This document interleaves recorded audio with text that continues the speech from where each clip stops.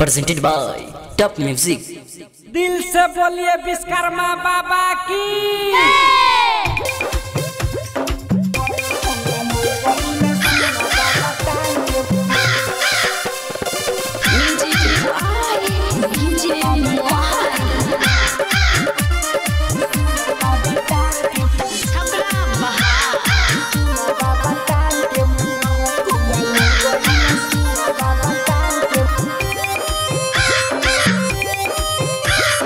धोधा के रखले रहनी सारा औजार के,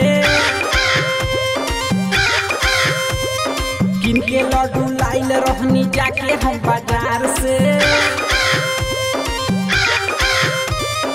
धोधा के रखले रहनी सारा औजार के, किन के लड्डू लाइल रहनी जाके हम बाजार से। मोर करनी कौआ ले गइल सुन बाबा टांग के। मोर करनी कौआ ले गइल सुन बाबा टांग के। मोर करनी कौआ ले गइल सुन बाबा टांग के।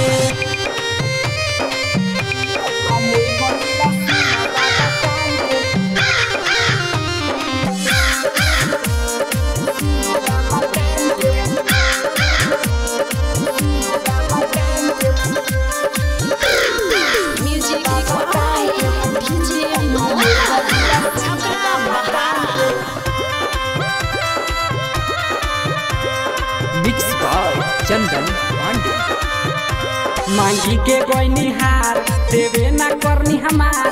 तू ही बताओ बाबा कैसे पूजा करी तोहार। ए बाबा मांगी के कोई निहार देवे ना करनी हमार। तू ही बताओ बाबा कैसे पूजा करी तोहार।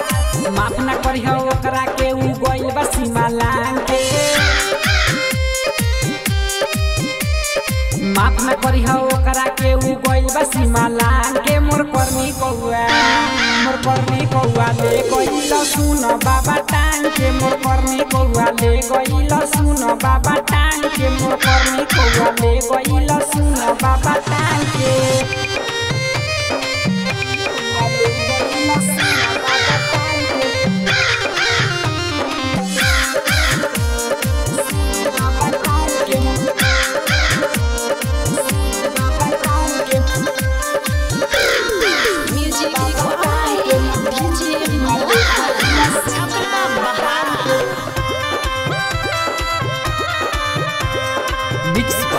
चंदन पांडे कावना साइड पकड़ी हम पाता।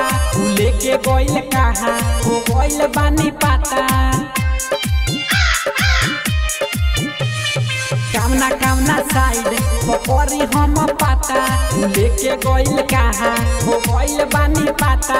चंदन छय को हतारे दे दी बाबा मांगे। पवन जीत कहतारे दे दी बाबा मांग के। मोर करनी कौआ ले गइल सुन बाबा टांग के। मोर करनी कौआ ले गइल सुन बाबा टांग के। मोर करनी कौआ ले गइल सुन बाबा टांग के। Mix by Chandan Pandey.